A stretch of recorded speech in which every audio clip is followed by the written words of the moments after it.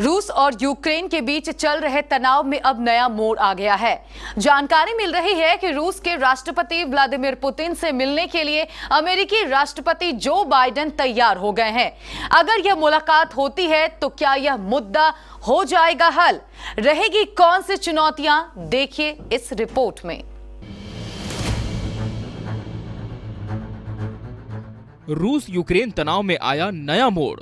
Putin से मिलने Biden हुए तैयार। क्या झुक जाएंगे हथियार या अब जंग होगी आर पार? केबीसी न्यूज आपको रूस और यूक्रेन के बीच पनपे तनाव पर शुरुआती दौर से ही पल पल की अपडेट देता रहा है। अब इस मुद्दे पर एक बड़ी खबर निकलकर सामने आई है।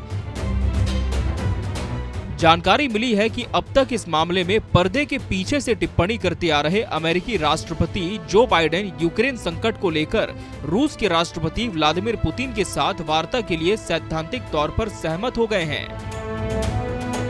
व्हाइट हाउस ने कहा है कि फ्रांस की ओर से प्रस्तावित ये सम्मेलन तभी आयोजित किया जाएगा जब रूस यूक्रेन पर हमला नहीं करेगा।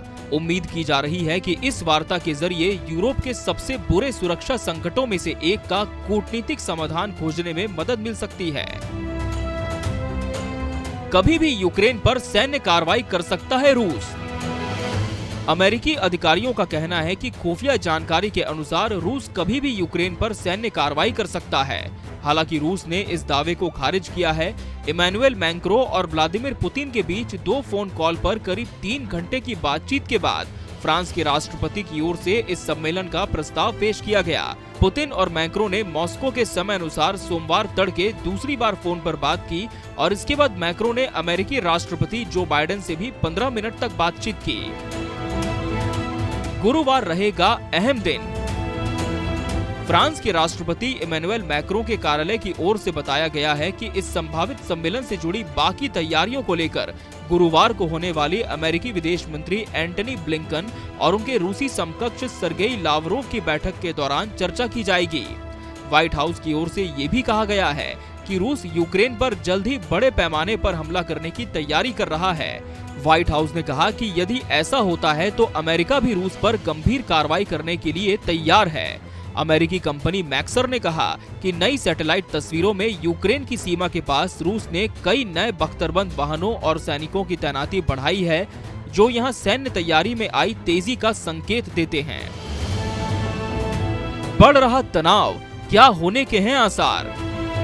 बाइडेन प्रशासन का अनुमान है कि रूस ने यूक्रेन के आसपास तकरीबन 1,90,000 सैनिकों को तैनात किया हुआ है।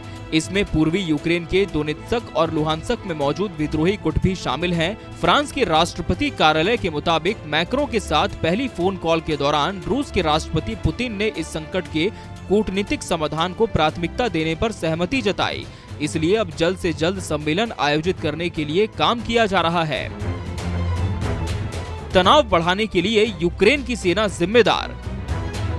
क्रेमलिन की ओर से कहा गया है कि पुतिन ने तनाव बढ़ाने के लिए यूक्रेन की सेना को जिम्मेदार ठहराया है। वहीं यूक्रेन ने इस दावे को ये कहते हुए खारिज कर दिया कि मॉस्को उकसावे वाली कार्रवाई कर रहा है, जिसका मकसद बहाने से कीव पर हमला करना है। हालांकि फ्रांस के राष्ट्रपति ने कहा कि दोनों ही नेता नॉर्मंडी फॉर्मेट के जरिए वार्ता बहाल करने पर सहमत हो गए हैं। नॉर्मंडी फॉर्मेट डोनबास में संघर्ष को हल करने के लिए बनाया गया एक समूह है, जिसमें रूस, यूक्रेन, फ्रांस और जर्मनी शामिल हैं। ब्रिटेन के प्रधानमंत्री बोरिस जॉनसन ने कहा कि पुतिन की मैक्रो के प्रति दिखाई प्रतिबद्धता स्वागत योग्य है। ये दिखाता है कि वो अभी भी शायद इस समस्या का कूटनीतिक हल खोज लेंगे। लेकिन जॉनसन ने पुतिन से ये भी कहा कि वो यूक्रेन की सीमा से सैनिकों को वापस बुलाएं। इससे पहले रूस ने बेलारूस में अपने सैन्य अभ्यास में तेजी लाने की बात कही थी। बेलारूस में सैन्य अभ्यास के लिए 30,000 सैनिक तैनात हैं। ये अभ्यास रविवार को खत्म होना था। बेलारूस की ओर से जारी बयान में पूर्वी यूक्रेन में लगातार बिगड़ती स्थितियां भी इस अभ्यास के आगे बढ़ने की एक वजह है। भयानक लड़ाई की आशंका। इस मामले पर अमेरिकी विदेश मंत्री एंटनी ब्लिंकन का कहना है कि हम जो देख रहे हैं वो बताता है कि ये गंभीर है और किसी भी समय हमला हो सकता है। ब्लिंकन की ओर से ये टिप्पणी ऐसे समय में आई है जब अमेरिका में कुछ अपुष्ट मीडिया रिपोर्टों में ये कहा गया है कि वॉशिंगटन का मानना है कि जल्द ही हमला हो सकता है। अमेरिका के पास खुफिया जानकारी है कि सीमा पर मौजूद रूसी कमांडरों को हमला करने का आदेश मिल गया है और अब वो हमले को अंजाम देने के तरीकों की योजना बना रहे हैं। साइबर अटैक से होगी हमले की शुरुआत। कहा जा रहा है कि हमले की शुरुआत साइबर अटैक से होगी और इसके बाद रूस मिसाइलें दागना और हवाई हमले करना शुरू कर देगा।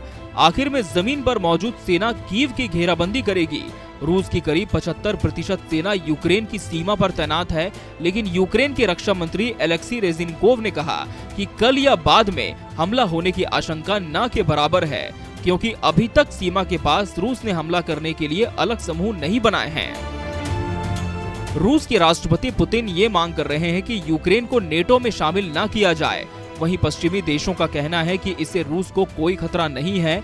ऐसी भी आशंकाएं हैं कि रूस की सैन्य कार्रवाई पूर्वी यूक्रेन में हुए उस खून खराबे से भी ज्यादा भयावह हो सकती है, जिसमें 14,000 लोगों की जान चली गई थी।